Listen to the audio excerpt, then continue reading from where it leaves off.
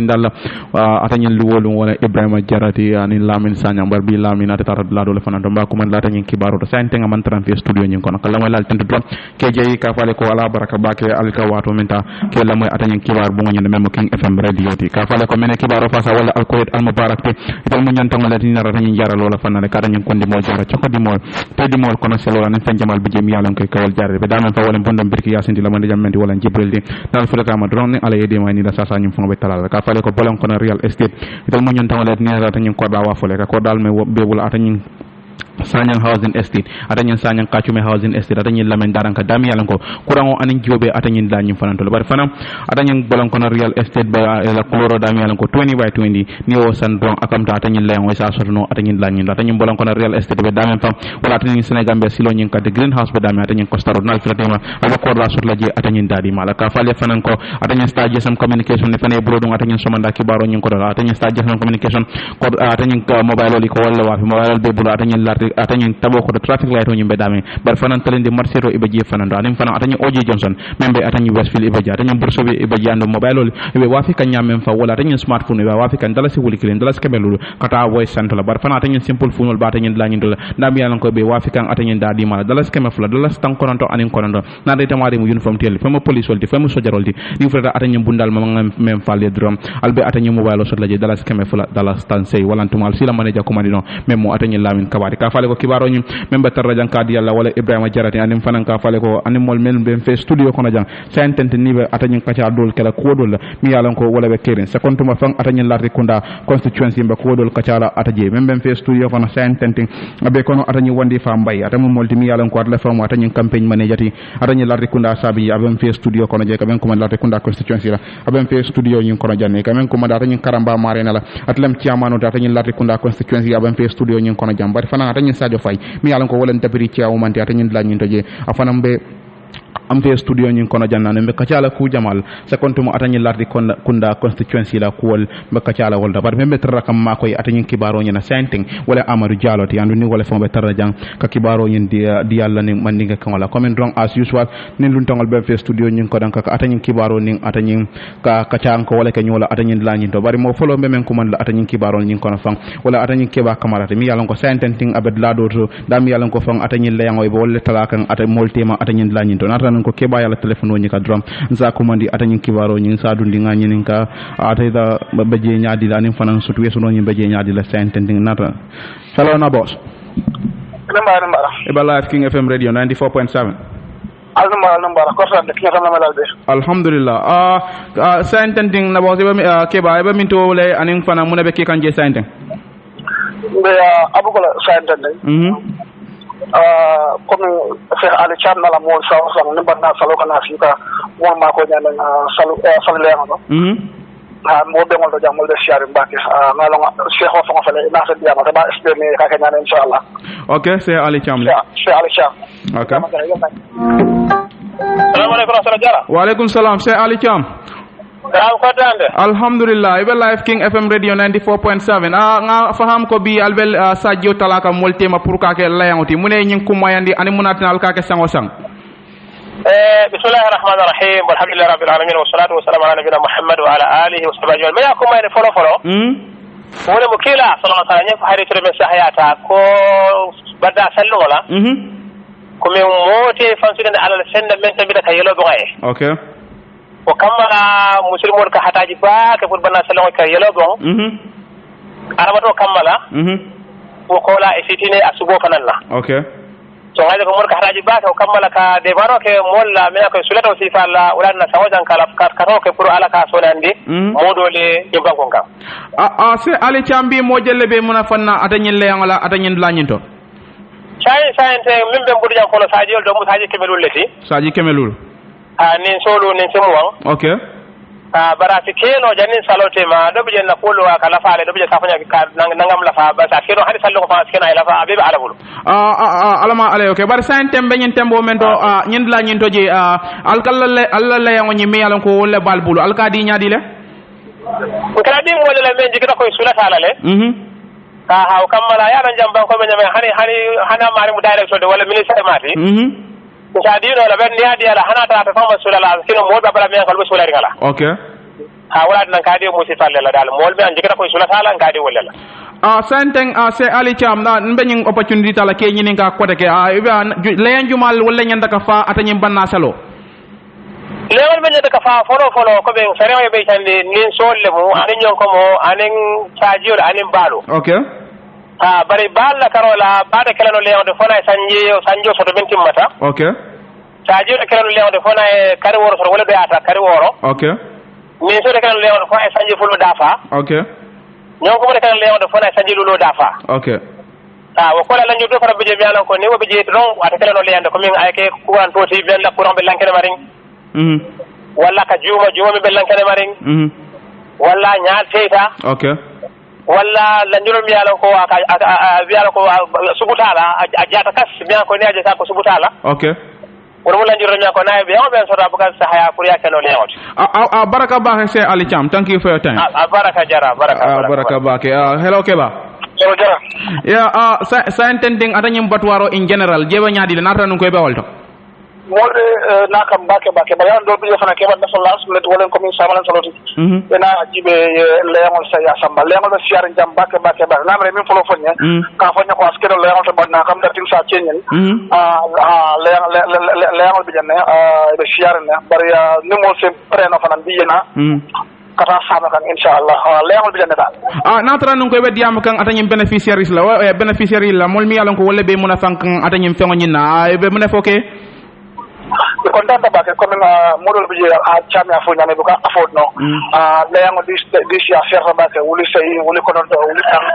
so modama bi ka tele fan espina e fan fa comme dimbabe mbulu allum be kolare mum ba ke tele yango sanno la so e ko sifa le contact fa la contact e ko sifa le contact liste to ka tele bu je ya fa ko ngadam abuko waji be nga saji bi Allah fanata nala dimbaye o fa comme na e ko kila ko nyemo klim kontane ni saka ni salo aka munda wo ala ya kubalti wala tinna to franco ka family jibe be kontamdi no no nyana jame ko ni fana pare ci borona especially life dare no ena abu ko be level keje okay natra non ko lamin le kewa lamin sada abjana de bar fa ba jampari la de hani aben to jampari na to sele ale hello lamin hello Lamin. Eba live King FM radio. Lamin Sainteng Bayris come that you are not around. But eba muna fola atanyi molye mi alanko wala be la moy kan second mo atanyi salo. ya baraka ba ke Ibrahima Jara kala moral fran ten ke jay men kay programme no ma dulo ko ka del ka fu yamen do kala fele til danta ne tuda do mo be danila hako dano la me lonko ki ka do mandi ya sometime kar on AI pour fo ji ya ko dia mo dolye wo ke ko ke me lonko amanken tel la ko nga wuli wala kamba jondi ya da sole modi mo be konton do ka fa almandu na bana so ko kara ko ka ba ko kara ko kala bala fa na credit ko dama ninge Lamin anyway Sainteng bari ifanambe abukole yesuru wesono nyari nyaadi le sono jang ko expect nyamen do jambe bizirim bake modo bokan dunde karo bela kana komini haklo bakan do abuko central badwar arem di biggest badwar ke jambe ko jang ni nata sa jol da bal ni sol men ka wafi jang abuka wafi dulado ko kamala nga expect ko jambe bizira bakan do atra wala nyama mo jama bija to nya sa jol da bulata bake kadu the cheapest I can really borrow for okay thank you for your time mo jama be wosu abaraka bake Lamin thank you for your time baraka baka keba kamara Lamin Sanya mi yalon ko senten ital be damin fan wala atani abuko abattoir tebe wolto dami yalon ko atani Cheikh Ali Cham e be layango talakan atani moltema atani lañinto Amadou medundila wolto natran ko atani kibarol mi yalon ko wala be bulje e su do mandin karanna molye atani mandinka kan wala mi yalon ko wala be bu Amadou go ahead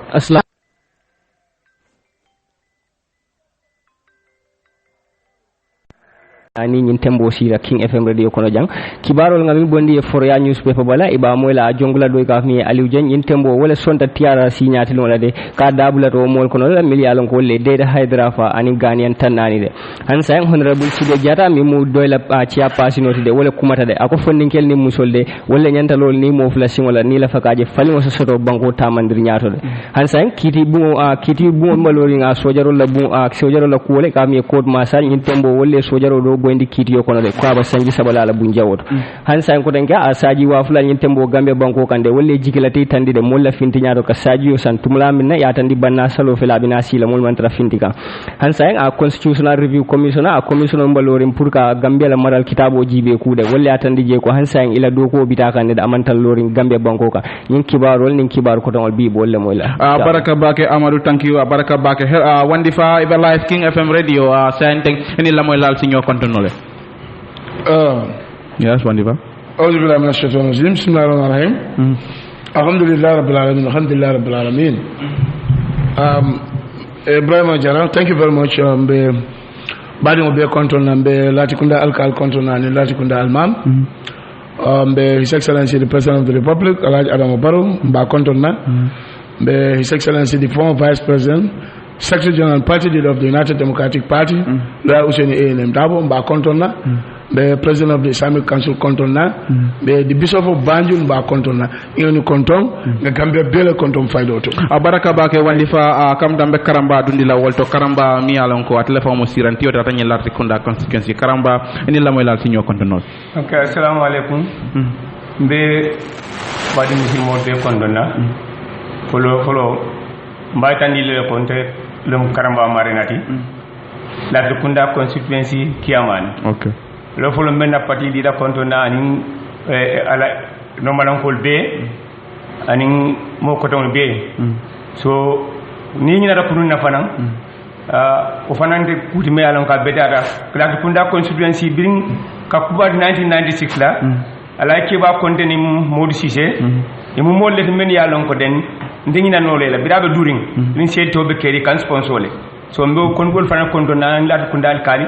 benna député kontona benna yaay kombinol be kontona ka kuma girin kiaw fatino men kada jarma mati nene fay ñolu kata lala pati ñolu ani jomfolo ñolu ani atodum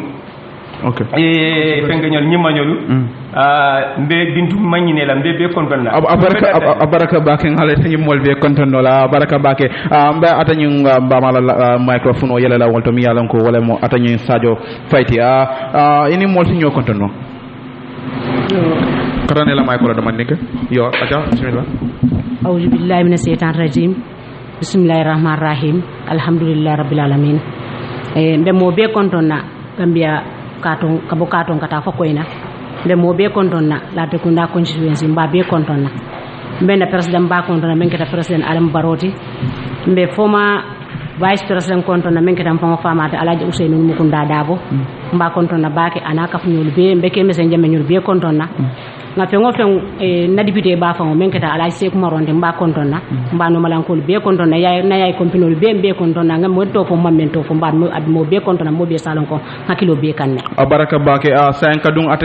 atenyen kibaro nyin kona ko wajuwara condemns jongulas release Amad Jadama wala ya save standard news bi ko mi yalon ko wala mo veteran politician mi yalon ko politician bala ma de kamen commande atanyi lamen wajuwara la ako wala keta moti mi yalon ko amandali la je mi yalon ko senatama wala nduma adalila keta fendi mi yalon ko warata pasa sababu no fa nyimol mi yalon ko yi faraman santa mo fala banko nyinka sakontuma atanyi ya jamela wato la pour que bula e ka tanyi wajuwara keta moti mi yalon ko anana atanyi place o mara ministre memmarta atanyi mansa kundari wala ko wala atanyi ya jamela mara lo nyin ko atela ya yitande fa ka tanyi jongula sabol nyi mi yalon ko fa ikol mo mollete mi yalon ko e sonta la koy mo fa jamal ni mo bute jamal ni mo tilimbal ya jamal ke atanyi banko nyinka ko mo mollete mi yalon ko fa ami mollete mi yalon ko e manya kabula e ka tan denda ka yitande wato men atanyi langindo e ka tanyi jongulal nyi mi yalon ko fa atanyi mo sabo mi yalon ko sontale ko tocoke wala e bol bute bakay mo dol fanam biye yewol fa dol fanam biye yewol kala fi wala tuma ye yemandi andum fara bo be mo fenede mi yalon ko fa akoni yol be koros yajibe adaman dalila jamna yatina atanyi jongulal nyanta kabula e ka tanyi Mr Lamin wajuwara kada moti mi yalon ko fa akaba atanyi minister of justice ni o mo minister mi marta atanyi tilim wala fanala pratique moti mi yalon ko fa simpanya ay menta pour ka je ko atanyi jongulal nyi bula wasika fedi mi yalon ko asa murundi wala kana jongulal nyi akane bula no tariyata nyame asi prosecute wala suma asi samba kiti bundaro pour kaje ko ke kindini ikata awet yamu ka wato men atani kibar bunda mi yalon ko wala atani standard ñu super kono ika atani waju wara kera moti mi yalon ko fang aya itande atani mol ko ñun mu mollati mi yalon ko fang i lo yela do lañi fang ya itande la koy mo mollati mi yalon ko tajire yani tilimbal yalla ke anu ku jamal bi je mi yalon yol kele ako kamal fante wo dalilo mi yalon ko wala mi ñanta ka ko ñim bang wala kaje fango kabrate du man stando jibate menje wala ñun mu mollati mi yalon ko fay ñanta ka prosecute le wala duma ñanta ke kitindi le hande atende ka itande wato men atani lañi do agada ñun jongulal ñun mu mollati mi yalon ko fang ye kole ya jamal la atani dimbal kam banko ñika molla kabilo lina sate wal kona ko banko be kan ye far jamal ka ji ako kamal fang ñun mu mollati mi yalon ko e manya kabula ata ya yitande e kada ñun politicien ba mi yalon ko atamu veteran wol de faraman sante politique ko no bake an mo jamal yalon akada moti mi yalon ko fang aya yitande kada ñun gamben people mu mollati mi yalon ko fang bu ñane hormo e sulata wala kamal fang jongulal la bulo ñi mu fenati mi yalon ko o manya kake ata ñun banko ñi kan ata ya yitande ba kibaro ñi mu menti wala ata ñi lamen waju ware ka bu molti mi yalon ko yalla lod la bambandi bake kada ñun jongulal mu mollati mi yalon ko e manya kabula ata ya fo ata ñi standard newspaper hanbi ata ñi Supreme Islamic Council e wolle ko mandiro ke atanyen kambe almamole police ka moti mi yalan ko sama isa dua e ka atanyen Supreme Islamic Council aram salungo katami e direct e kuma kan futandi atanyen almamol mi yalan ko wolle be banko nyika police dua ke kaje fanko sama nyin nako isa dua bake e tendenda ka itandi wato men atanyen lanyindo e ko kamben jamal bije o mo molle mi yalan ko senal le mudi o kamala fan akam da atanyen jaanyi mu fened mi yalan ko fan ila fi fengol jing abbe patandi kam bake e ka atanyen bunda mi yalan ko wolle be dina bundal be kan sando e be almamol kuma ni kam mi yalan ko wolle be banko kan pour kaje fanko ila kawando yalantuma la kutubo bibe menke kan e atanya sama la koni isa kutuba je isa dundi la kutubo nyin kono ando se kemo timi yalon ko se duwa fananke afwonyin na e ka tanya Supreme Islamic Council ya kuma ko mi yalon ko fan me ya sinya wala mu la president de kamen kuma atanya Mamad Lamin Touré la e ka ya yitende fan ka tanya Supreme Islamic Council nyin be kuma role ke kan pour ka je fango mol mi yalon ko wolle ba tanya kambe banko nyin kan second mo men yalon ko fan wolle ba atanya maka pour ka je fango ka duwa men yalon ko wolle fanambe atanya maka fana ba duwa ke kan je fana an wasifal ol be mu fenet mi yalon ko fan mol be si bulo dum atanya nyob kono ka je fango atanya salonya atanya duwa fang yake pour membe den atany sama nyi nakola o kamala fana iko pour kaje fang ko atany salo nyam fana e ka atany sa kala fenti mi yalan ko fa on the 9th of August anim fana olbe kala fenti mi yalan ko fang atany amul mi yalan ko le ma atany hijo nyi nak ko de kala atany ka wuli sanji wuli kilen sanji kamenani anin tannani abe kala walti o kamala fang atany Supreme Islamic Council fang iko be commandro kel atany mol nyi naka fe fang ko ila khutba wala ntuma ila samon mi yalan kutubo mi yalan ko bole kala pour sa ke fenti mi yalan ko fang ibe ala nyi la ji fana is duwa fana ke pour kaje ko atany sama nyi nako isa duwa je bake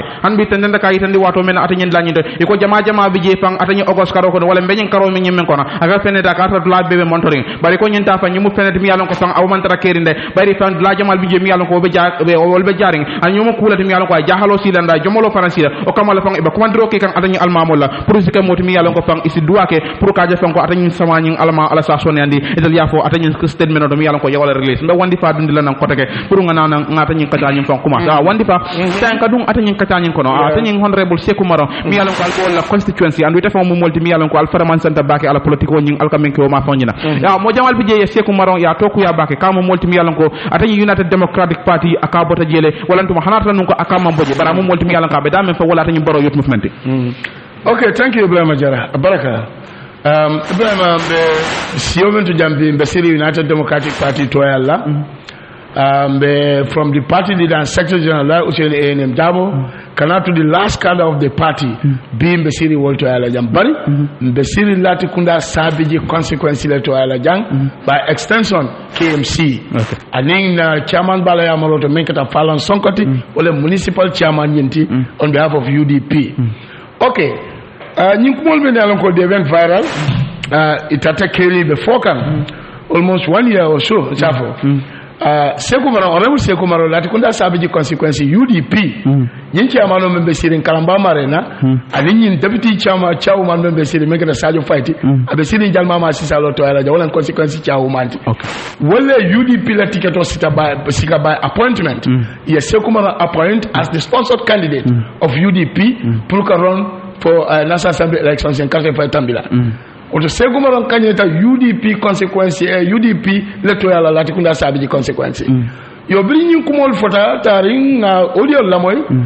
Sekou Maron nata jan you have some interviews with him donc ala moy people to fanan okay ntol fana as a consequence patiola manifesto meyitandi anim patiola yamaro meyitandi mbe wala tamandila okay so last week we call a consequence executive committee meeting be alon ko Karamba mare na chairman wala sita kunna anala deputy chairman Dembo Silla anala second deputy Dembo Damfa Abuko wala sita meeting consequence be sita so we discussed Nko anyway kumol men be very viral. Consequences can janamol worry about secular isuni. But Seku does not write any written letter to us. The among command the carbon to la party to le. The statement all men fanamfo, it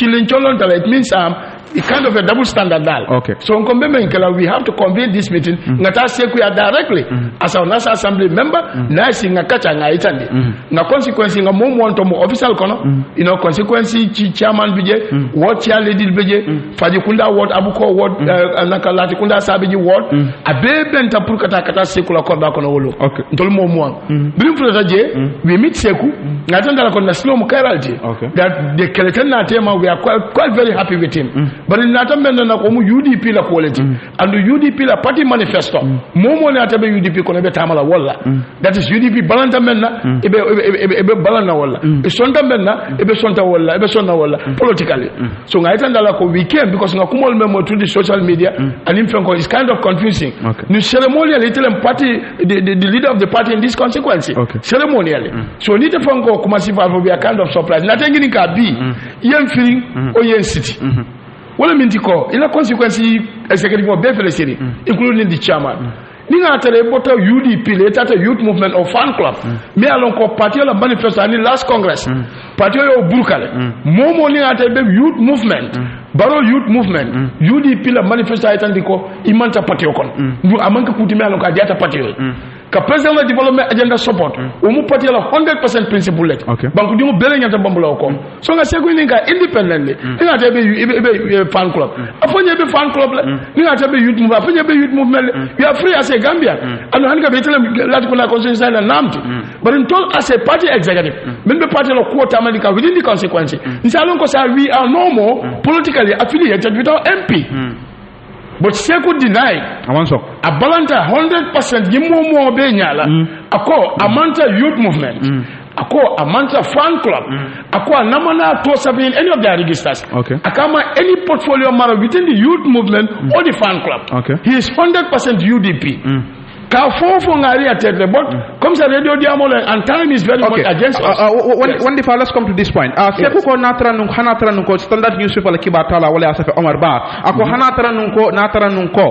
ya tida malin president Adama Barrow iba support la natara nunko aliyanyi ninkanyine. What special thing? Walantuma whenever mutaring atebulu ka yisandate lako walantuma kal convince ko hanbi ate kuma kamal mi yalanko ay walefo walem hanbi atebe UDP. Yalo wala tinantol we always have to go according to democratic principles. Ni control ko President Adam Barrow support. Jumala man President Adam Barrow support is the question that you should mark yourself. Until the president support and the president for the next constitutional mandate nyamani either 3 years or 5 and dollar president when dollar cut off 5. But president of political agenda UDP la manifesto mamo ala prayer support because president should not indulge himself into politics. That is wrong. Now by it should go in line with the coalition manifesto and coalition la MOU na agritala. You understand? So ni muntu la namti ye president support ikapunga president support 100%. You don't know compare support. But ni ala political agenda support you fall outside the ring of the UDP. But as constituency as a name me alon ko wala mu deputy for the constituency wala la rekunda do you think in any way Seku either UDP wala anyanda ka fan stick to politics because sante amumo be la deputy muna yatina ataba fam masandi kambake atanyum politiko fanko anenta fam parlement la party okono party la ticket wo party yo wole Seku ke national assembly member anywhere in the world in a party you should support 100% than any individual. Motherfucker understand. But consequency level, if a consequency be la debate or muti, that's not political, that's development oriented or whatsoever. Motherfucker fam. But in a political manifestation, what in your data and the particular ticket on me back to national assembly, if you party come 100%. You're not to cut itself. Don't know as a consequence. Well, in Kataka Seku confront Kanyininka. If he denied that Amanta youth mover whatsoever, now the bola, I can't be looking for the consequence was national executive. Akubari bara moke, what I tell you UDP. But we understand there's a double standard. You understand? But we cannot do anything as long as you deny Kabuga Party Okon. But first secular statement will commend for Omar reflect in either way that Amantara UDP fee. Yalo wo miro to mbenga ojela anin coming action wise ici au jele sobala man foka pa but then it be la mole kidi man ta fa kan kele man okay so Seku is very free so mo le be Seku silandi la pour ka ta min tolla ko nte be fan club la sai okay mo ne fana ba silanda ka ta ko la mbota UDP la sai but thank God until we have a point back home and we have it in records man foka understand okay then na so the records ka foka Seku Maro go amambo UDP until such a time but time will tell there's no doubt about that. Yeah, ebe mune fola ko UDP in general as the party la MPL nyi mu mollet mi yalla ko senten dim fa alla party nyi nakano nyi dol biye aba jika isondo mo kono la andu man la fik ke fan commit back UDP la ko bari Seku fa ya fa la kumo kono ka bada jenne atada basia man fen so je fa insult wala nen dirote aka kanyantale no wo mu ordonnance mi yalla ko ya fa nyama Seku photo board bo mu kuma de mi yalla ko they are baseless ba Seku la kumo nyi they are baseless para ka tara mo passé okay mbatu tebe basele Seku Maro entol betra bansande Seku was the MP me alon ko ngabul Useni wala bunya la sokono katambi mobela okay because delegation bebe siri MP bebe siri Useni na korda kon but Seku was the only guy Useni me single out ka bunya la special dasa mola okay there man of understand okay fine bari quand même foye comme ñin double standard me kakata ni ko alternance ko kuma ko membo ya lo loyalty to the party ñen tay tangal 100% okay so la loyalty ni administer le dia mo kono don militant so be agité la le dol be kam fala le so bar party la nasa executive la ko na consequence la executive alim party la ñato ko kilinte men la ka Seku nek but ni militant no dole ko Seku wala membe ko Seku ala loyalty to the party administer ala manya ko ibe ko mo fola me lon ko bi kala control de but as we speak now Seku la ko be UDP ko bulu nyaadi le modol biye mi yalon ko mete ko anin dol bari e me yalon ko atel be wala represent kan ala ko be mutari bulu nyaadi le very good one na jambi na consequence for mo jama be je men yalon ko in their majority e kam fatale nyaadi le wole mun expect wole ko be jambi nyaado ni Seku na to any media or any forum political la kala nyanta ite 100% kata mo UDP ko leti man fa kan sa fabo yitandi kan this is what I'm telling you wole be talaka ala kuma ka nala manyalto man fa ka fam okay ka fo ko nga president support la agenda ala political agenda ni o support you are going wrong ala development agenda ngenta wala support because UDP la last congress the manifesto made and the whole youth movement okay parti la manifesto mamo ala pour indol in their affaire okay aluté da kala bolo la politique ni manta fa encore wala youth movement but let's say Seku akonga figo as an individual wala to ngaje ko as an individual amo multi yalon ko right to freedom of association da men diata as je support no then muna yatina you think that alnyanda ka special envoy leke pour kana ka futama bala 2 minutes pour la kankular sutu ngodundi ne mo tan ngaten kiba ka kam men wolem atanyin yo mi yalon ko wala mo atanyin Seku maronti amo multi mi yalon ko fam sa ententi mune yatine te lewo simfal nyinta hanata non ko Seku ko sa jeno as an individual wala mo multi mi yalon ka aba fango bulle wala to amo multi mi yalon ko akun kilina ngaje ko mi atam Seku maronde ngata nsa I right shortly as an individual proga sike multi mi yalon ka sa fan apply to any other movement or any other political party guaranteed by the constitution but mune yatina den fe you deem it necessary fe han wo with all that ya kumandi kal nyanda katala you thought it prudent to go and aliyata aliyamit aliya nyininka for the party jumal yamre ko kuma tal no Seku Ibrahim, I'm very proud about this question content back His Excellency the party leader and Secretary General Usenu Dabo and UDP current the democratic principles okay Seku Maro killing as an individual ama momo tora UDP kono lati kunda consequence nata botale UDP lati kunda consequence bila bambanta lati kunda katambi kunun I can assure you that okay but the democratic principle anna party nyaton ko en karandi menna wala natul funding kala Allah nyatali UDP la UDP party me alonko bunya horomo fatia Cairo tonya abi UDP la kono mala foka understand man sila Seku is an individual but ngalon ko democratic principles na party la ticket ndella appoint as a sponsored name for party so na kanyeta na party to ngaje kudobe tamaka la party ko no mamme shoote ndel nyanta Seku ko mala ngabunya hanikabi as consequence executive ngata fo Seku ya kanyininka but jama bi jefa ko UDP alla selection al kamenke al katara korontorine because you were competing with other parties al party dol ben ñoo seyala al katara koronto momo men na la silo kare alla ko la terminal ya itande jamal even though nanata nungo amari la quality ama wala duma ala fahamro politiko ko ama wara yel still alka moldi mo la bi yalan ko nyanda ka represent to the second best institution in the Gambia mi yalan ko imam quality soto yalan there is no situation without a learning point okay hani APRC be kandiri wato mena ni la masibo yu senu dabo democratic principle about tamalika UDP kon jama lafta menna aka so wala wala tina bring after the presidential election national assembly elections la I somebody consequence executive la akoy la mol tombo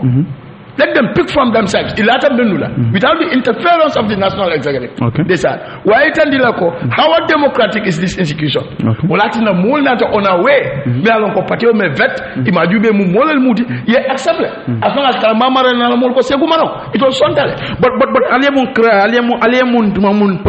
mun simpa nyale landi wala dum aliamun ferele landi ka make sure that albe candidate o men tombo na mi alon ko bita gambia la bunda fula jango nyino that is the national assembly dami alon ko legislation luwal da wolto ani wasifal nyanda aliamun criteria landi ko mo men nyanda kata woral nyanda ka tombo based on what no but what I'm telling you no need to go to that but nga foko national member of national assembly almost 5 to 85% of are all credible national assembly matters they are all credible for political matters but like Seku will say for your platform or the card for ya misle kala constituency ka je round wala tuma ka je ka jibe be wadda ade up to be muneto he admitted kabra be platform or then what why tan lati kunda consequence la the kind of MP they have bantu nga mel long wala mi ko development aspirations within the consequence o man kana assembly member la do côté nationally banko be la pankete kun baka be national assembly de député ka wol talaka di consequence ani wodol la bari nga mel long consequence la development KMC bo ke kan 100% talib ben sula la mulu menal ko UDP le sponsor they are developing this consequence ye road works community development ye do ko vitil la tikunda consequence ani within KMC la tikunda KMC le bo yamira Allah ka supervisor kataka jube fa be kerin Allah constituency je yamira nun ko narta nun ko a big but sort about Seku the blame should not come back to you people abanya ka muru wandi fana la molle ka mi yalla ko Seku maro ya dila ayatara nun ko ima ko jumala Seku political insabu ko karamba ba fola I'm sorry to every UDP militant ninga ata Seku disappointed wala fana malo wanyama Abata Lalume, he was 100% UDP. Because he was handpicked. No, it was not. No, I'm a handpicked. UDP, all these candidates, they all went through necessary democratic principles. They compete, vet,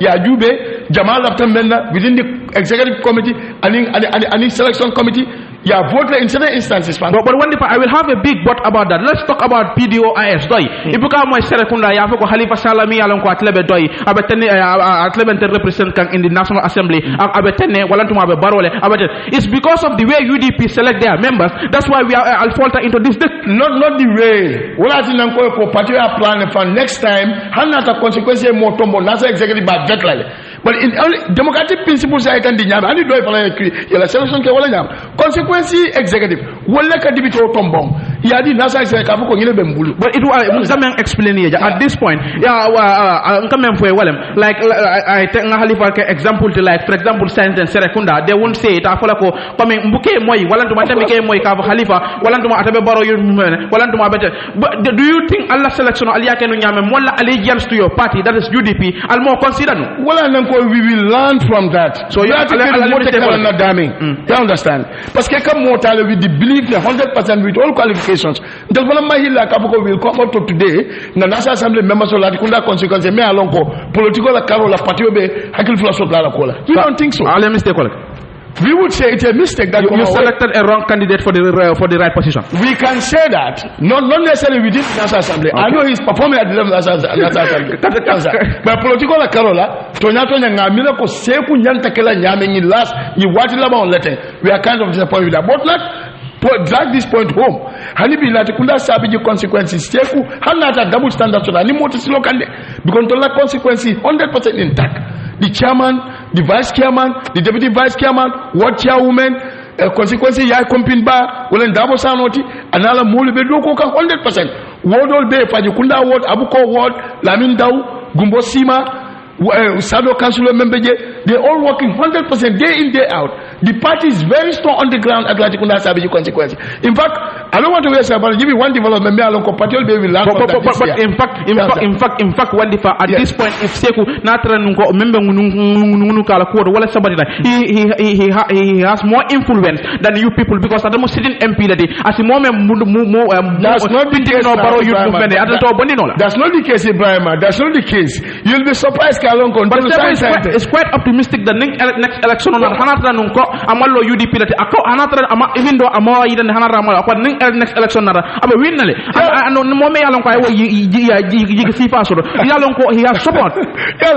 yala nyimu otan yala ka wato masi ko president was on the ground simen foe faji kunda dama na jambaro be kam Sidi Drame bibi lala almost 350 youths from the age of 19 years to 25 to 30 years wole babulu atemela mbe kuma lebe secretary office yedla ila de kunda consequence be alon ko be funding ko men jela gabe sala funding ke kemelandi be nan ko at the age of 19 to 25 to 30 years Sidi Drame be dokuka dita de lati kunda ward Moses Sebije he has almost 110 girls be nan ko at the age of 19 to 20 to 25. Okay, let's say one if for example something let's say President Barrow upon some political party law Seku feels that something next card for nyanda ka born President Adama Barrow party la for example UDP la molo ni Seku lo President Barrow la toyala dwala be winna ite alone ko UDP la be winna no but Seku ka la be winna gawe mo Seku la autorance lati Seku ni committee man ya jang and Seku ma fo ko in particular ka UDP ola len ko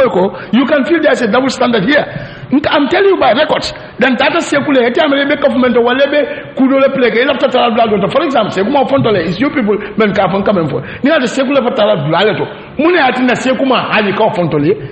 You have to understand this. Sekuko emphatically the records is here. Okay. Ako he is 100% UDP.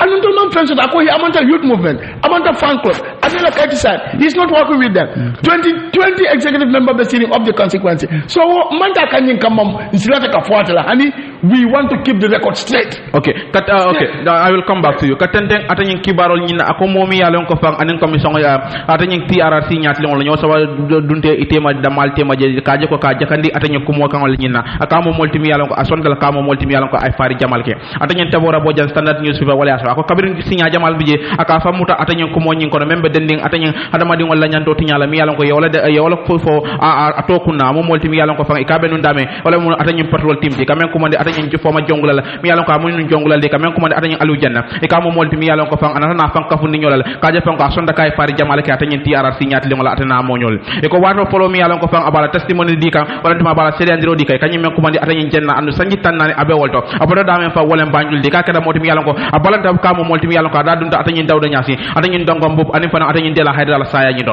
bari ko kabir abode nam break la wala tuma kabra abode nam ponyon di wala e kanata nan atanyin commission nyen ay bolo se kamo saynteng anara nan ne pra senayari wala andala faka tonya fana fo bari tenten da kay tandi wato men atanyin la nyi do e kamo molti mi yalon ko fang anata na son kamo molti mi yalon ko ma betano atanyin dawdu nyasi la aras la wala tuma la mutonyi e kada nyen jeng akada molti mi yalon ko fang akada la role nyi wala tuma place o mi yalon ko wala play no wala tuma wala kanunje wala den ndamen fa wala atanyin moto jibeti no atanyin la nyi do ako bari atanyin tumul tamba wana mo nyol nyi wala kada molti mi yalon ko ya atanyin kew nyi ya samba no atanyin wulo kono bara tenten da kay tandi wato men atanyin la nyi do e kaya yitande kada nyin dongo mbub o mu molti mi yalon ko atamo ko bara sonda ko atanyin dela hayda la saya nyi akada nyala wala tuma yo witness le e kada nyi sedo nyi ya yitandi han bi atenden da kay tandi wato men atanyin la nyi do e kaya yitande fam ko atanyin faro dol bije mi yalon ko wol kada wol mu fenne mi yalon ko fam atanyin kuma kangol nyi do mi yalon ko fam ataya yitande kate role wala tuma place o men ke wodu wato mi yalon ko be atanyin gande nol nyim pala wala fam ka mol samba atanyin malik jata anin atanyin sana manja ya anu naye samba nunje aka men fam moy wala atanyin kidi kuma kangol nyinde han bi atenden da kay tandi wato men atanyin la nyi do ka atanyin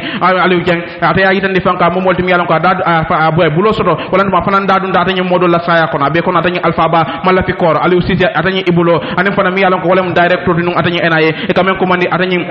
e kamen ko mandi nun atanyin e kamen ko mandi nun atanyin daba marena atanyin masira jamme ataya yitande atanyin la nyi do e kada mo molti mi yalon ko ka fran atanyin amiela bunda nyi do atanyin 2001 sawon la ka fra janda kada molti mi yalon ko fa akwa atamo molti mi yalon ko balanda kay londo soro atanyin haruna jatala fayin mi yalon ko fa e ko munu atanyin yaajame ko to malti aya fonu atanyin la nyi do hanbe ka tande na kay tande wato men atanyin la nyi do e kala sted melo nyi ya contradict le wala to wala kuma kan mi yalon ko ay wala fo amu fenati mi yalon ko fa akamta dunda nyo ko no do mandi kede kabir wato mi yalon ko do nyo do bije mi yalon ko fana mu jongolalde e kamen ko mandi atanyin obar diallo lay koy ka ata ko mandi men na fa mo jama yalo men wala atanyin oyati waya yitande atanyin commission nyati lon kade Omar Diallo anan atanyin jeng mi yalon ko ma atanyin alu jandi we order di mo molet mi yalon ko ye ko mandi non ka fo fango atanyin sana mo jam pray rob wala to ma julota akenu atanyin kangol nyinto mi yalon ko ma atanyin haruna jata kangol nyinto anu kabir ya akenu jefa akonyi mu fenati mi yalon ko fa anara sababu ala sayala bari kada nyin jeng mu molti mi yalon ko fa nyin ko ma kangol nyi nyi amo fenati mi yalon ko aman son non atanyi ko nyi na bari ya yitande fa ko atanyi julo nyi kabira atanyi mi yalon ko wala ma atanyi oyat Omar Diallo atanyi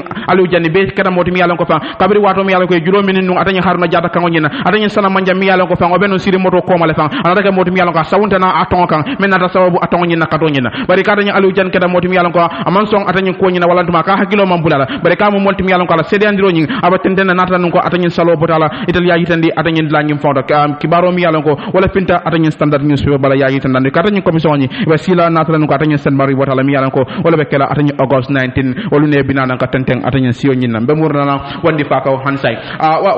wandi fa as we speak right now Sekou Marong mi yalon ko wala batal la constituency ya alla mol mi yalon ko ali wala convince wala to capital be politico ki kan ali men convince pour wiya carte faye ani wasifal sainteng al sal so busano men la ko Sekou Marong mun katale mi yalon katale be la kunda constituency anyway nga même foy dron comme ça Gambia non la perspective ni hakilo ba kan parti leader fa fo jaru na kotole okay National Assembly member man ko mo di men yalon ko wala nyata bunja ni silo lim fiongol do kula okay hani dada America dunya dada Congress ani House of Representative wal man lola do ko manka pour ka silo lim fengol do ko yeten physically nyaaje bari ngaje Sekou ka safala Facebook like comme ka fe ko abu sorry is it faji kunda silo kan member yes Sekou ka fo hiro ka safala Facebook ana jakara ngel ete Ibrahima Jalani Amadou Membe Siri al tolo walo ne ko Sekou man silo silati kunda amam pensija amu bankala do koti Sekou la do ko menti bari banko la lando ba constitution la lando ba loi la lando nyama wala menti ko development from the central government asinano within your consequence ya oversee ya jube isi ngini karo ke no ngini ndiro ke in various agencies call men yalon ko sinano ya bari consequence la development locally community development on the ground KMC lebo ke can be amanka Sekou not Sekou but you should know it all na kataminda hali memanga Sekou difana you can only isi mo so to me alon ka bete fe aye bo holo lobi aye adile asama la consequence that can happen. But you know the road construction, came at work. So maybe Yamara Mol for a please. I can also call full on 7 statements. Near project go to take signboard you be project go make a signboard sotole. If I get a project you Jumala sponsor and you have put them into it. But BB and UDP we are proud, not because of Sekou, we are proud. The comment the cake within Latikunda Sabi, within KMC, is being done by the Lord Mayor of KMC. But yes, but that should be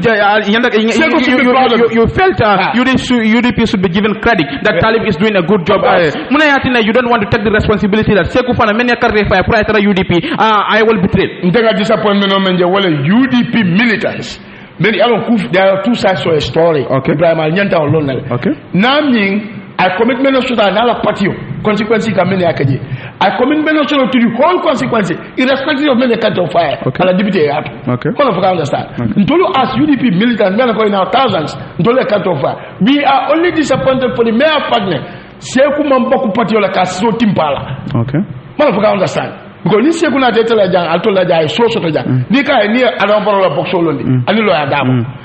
100% loyalist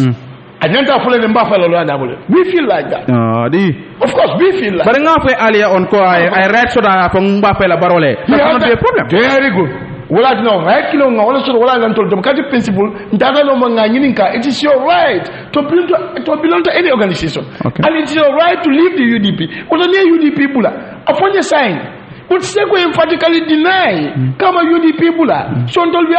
is still 100% UDP. Ala foro to ala kuma ko lala kuma to lebe lala mbuloko, but time will tell. I was telling you that time will tell. Okay. But Sekou would not deny this guy in the presence of Karamba Marina, Jalmama Sisa, consequently chair lady, you remember seeing them Sadio Fai, and you all war chairwomen and men. I be seeing 20 of us, Amanta Youth Movement, Amanta Fan Club, Abe UDP 100%, and the problem will explain Komika and for the Molkan and something like that. They are local party executive money, party leader money, Latikunda consequence executive Namana name. Okay. So Scientology Sekou Tombo Tombadi and we have no problem with it. But UDP la political, you either has to be 100% or you leave. Okay. Man of understand. Baraka Bake Wandifa Aliya Watu Menda Kana King FM Radio 95.9 94.7 ka kacha soro I wish no nasra no ko nyimuno Gambian politics la dinga ku jamal kacha no mi yalon ko wala be no politique wala fanala bari ka fo yele do nyinte kelen na be labangoti inshallah no problem you can go ahead janim be fin la studio Ibrahim Jara baraka consequence chairman to la Karamba Marina ani deputy lady chiani member in Sadio Fai we want to thank all our consequence executive kaitan di kero to be ali kunda consequence executive bo bebe lo nga nyamale from the coordinator Fabrama Balado Kola to 3 councillors much more the 2 councillors were men ngasmana bayo lati kunda ward ani faji kunda ward Baba Jabi from the Makanya Tantolela and ngasmana bayo they are doing a wonderful job within the consequence and in at development and at political carola ibe mako kan political to be pates to chokan head I company menka dabo sanoti ani marama janyo nye tentu nye jai they are doing a very good work baraka bake thank you abuko ward ngamira kanya da same kibaro they are doing a word I mean down we thank all of them baraka bake thank you they are doing a very good job baraka bake wandi famba ya tala badi amka wonyama ka fale ko sainteng sama inshallah atanyen programme ka men commande atanyen podcast la kabo sain kabo atanyen talantang anim fula kata atanyen kabo talantang suto kata talantang anim fula suto atanyen programme ka men commande atanyen podcast la o mo fennati mi yalon ko fan wolbe tarranung atanyen radio bonyindo barka fale fanan ko akamta saintentim fan atanyen dimanche lo mo fennati mi yalon ko fan atanyen Gambian politics mo fennati mi yalon ko ndalta keno la atanyen dimanche bari fam ngaji ki atanyen dimanche nyinga mo fennati mi yalon ko be kala atanyen sallon bari I'm not certain mamang sene ma bake fo atanyen kiba kamara minanan janne ka atanyen programme o nyin ka ke mi yalon ko wala sallon de most of the time kana ka programme ko jaw man sene ma sainteni bari ngamel la wala ko sama talantang suto be kala moti mi yalon ko abidanan jang ka atanyen programme o di yalla memo atanyen touchcast barka fale fanan ko atanyen ga ntal be to yalla mi yalon ko wala mo atanyen mi yalon wala mane jati je kamen ko mande atanyen jibi jalo la ning fana mol mi yalon ko wala be do ko wala atanyen radio bon nyi do mem King FM radio de ka fale ko ala baraka bake alka wato men ta ka atanyen radio bon nyi kala mo yanim fana ale radio bon nyi ya choose nyame ka kala radio bon nyi kal hago dani ka fale ko akam da atanyen banna salo nga nyatle wala anu salo mo fenati mi yalon ko to yam fanyoy ani wasifa al fan wala fenti mi yalon ko mol ka wala ka ani ka mamma wala ka ala fanan dani ani ala ma fo ala sikayro fa atanyen banko nyi fanan kam bari kana dawo fanan damala muslim wol ni mi yalon ko nim wani muslim o tonol mi yalon ko wala be banko kam pour ngam munya nyoy nga sabar nyoy fanan nga tolerance soro nga jefan ko atanyen bi all work towards the common good of the country banko nyi na tanyato ay ke fenti mi yalon ko tel be bulo du nyoko no kaje ko la faka futa dame nga futa je we ke fenti mi yalon ko abe kuma yala bake ntel be bulo kamala fan fo atanyen